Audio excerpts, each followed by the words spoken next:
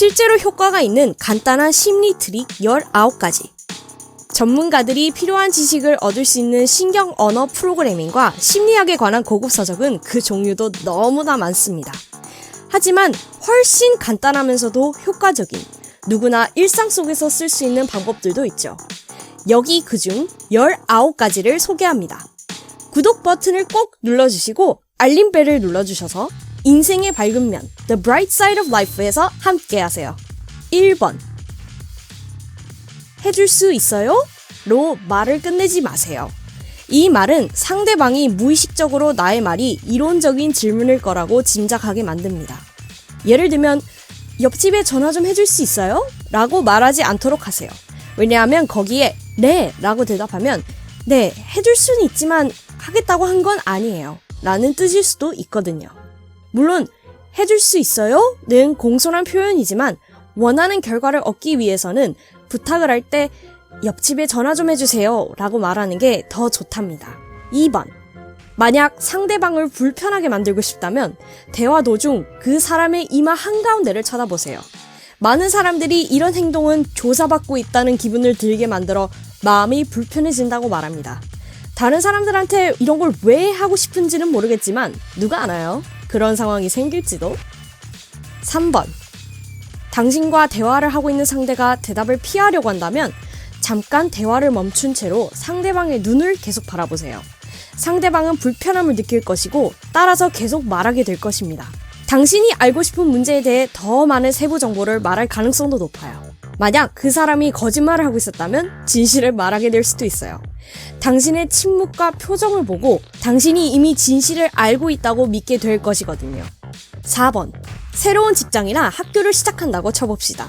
만약 그중 누군가가 당신을 좋아하도록 만들고 싶다면 그 사람에게 무언가를 설명해달라고 하세요. 당신이 그 답을 알고 있는지는 상관이 없습니다. 이러면 당신을 향한 그 사람의 전반적인 태도가 향상되고 점수도 좀 딸 수 있을 거예요. 5번. 긍정적인 대답을 얻고 싶은 질문을 할 때는 은근하게 고개를 끄덕이세요. 이 비법은 레스토랑 직원들이 손님이 음식을 더 주문하게끔 하도록 만드는 방법으로서 꽤 효과적이랍니다. 6번. 누군가가 아주 심각한 전화 통화 중이라고 해봅시다. 그 사람이 하고 있는 작업에 초집중을 하고 있다면 손을 뻗어서 그 사람이 손에 쥐고 있는 것을 아무거나 가져와 보세요. 그 사람은 나중에 기억도 못할 거예요. 그 반대로 작용해도 효과적이에요. 누군가가 말을 걸면서 손에 무언가를 쥐어주면 알아채지도 못한답니다. 청소를 하거나 새 집으로 이사갈 때 제법 도움이 되겠죠. 7번. 누군가가 무언가를 해줬으면 할 때는 그 사람이 아마 그 일을 못할 거라고 슬쩍 흘려보세요. 대부분의 사람들은 자신의 능력을 의심하는 사람이 틀렸다는 것을 증명하려고 온 힘을 다하게 됩니다. 본론에 들어가기 전에 작거나 일반적이지 않은 부탁을 먼저 하실 수도 있습니다. 그렇게 되면 당신과 그 사람 간의 친밀함이 형성되기 때문에 그 이후에는 부탁을 거절하기 어려워지죠. 8번. 긍정적인 대답을 얻고 싶을 때 질문하는 방법처럼 대화 중에 고개를 살짝 끄덕여 보세요. 신기하게도 당신과 대화 중인 상대가 자기도 모르게 당신의 말에 더 집중하게 될 거예요. 9번. 협상을 할 때 좋은 게 하나 나왔네요. 만일 상대의 제안이 전반적으로 마음에 들지만 더 좋은 조건을 얻어내고 싶다면 약간 실망한 척을 해보세요. 이 방법은 비싼 가격을 깎을 때나 낮은 연봉을 협상할 때 매우 효과적입니다. 10번. 알람 시계가 울리자마자 일어나 앉아서 두 주먹을 꼭 쥐고 예! 하고 소리치세요. 마치 방금 골을 넣은 축구 선수처럼요. 좀 이상하게 들리지만 여러분이 개운하게 침대에서 일어나는 데 도움이 된답니다.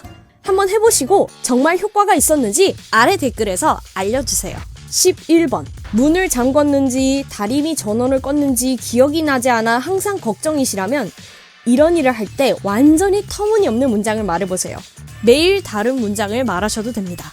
이를테면 초록토끼라고 말하면서 다리미 전원을 끄던가 아니면 답답한 꽃게라고 말하면서 문을 잠궈보세요.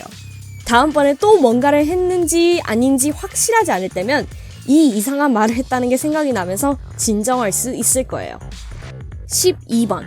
만일 누군가가 당신과 언쟁을 시작하려고 하거나 난리법석을 떨려고 할 때 친절하게 대하는 것이 최고의 무기라는 이 고전적인 수법은 그 사람을 주저하게 만들 거예요. 또 다른 기술은 차분하게 침묵을 유지하는 것입니다. 무시당하는 것보다 더 짜증나는 건 없죠. 하지만 친구나 파트너와의 언쟁을 피하려고 하는 것이라면 상대방의 입장을 헤아리려고 해보세요. 그러면 상대방의 이야기에서 내가 혹시나 놓치고 있는 게 있는지 곱씹어 볼 수 있을 거예요. 13번. 만약 당신의 부서의 전체적인 일의 속도가 늦어지게 만드는 게으른 사람이 한 명 있다면 업무를 줄 때 이걸 하세요 라고 말하지 마세요. 우선 이것부터 시작하세요 라고 말하는 게 더 좋답니다. 이 문구만 들으면 우선은 작은 일부터 시작하는 것처럼 들리기 때문에 심리적으로 일할 거리가 더 적은 것처럼 느껴집니다. 그 사람이 첫 번째 업무를 마치면 좋은데요?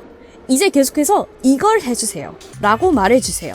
당신이 애초에 원했던 업무를 그 사람이 끝날 때까지 계속요. 14번. 당신이 공개 석상에서 연설을 해야 한다면 물을 한 병 가지고 가는 것을 잊지 마세요.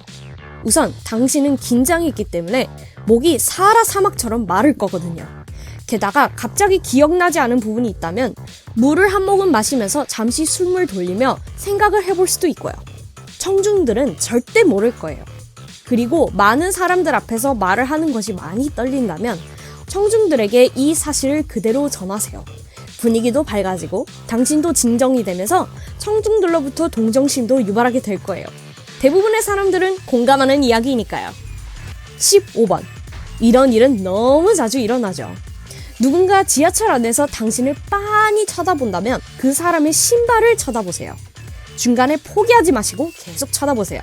그러면 그 사람은 어쩔 줄 몰라 할걸요? 16번.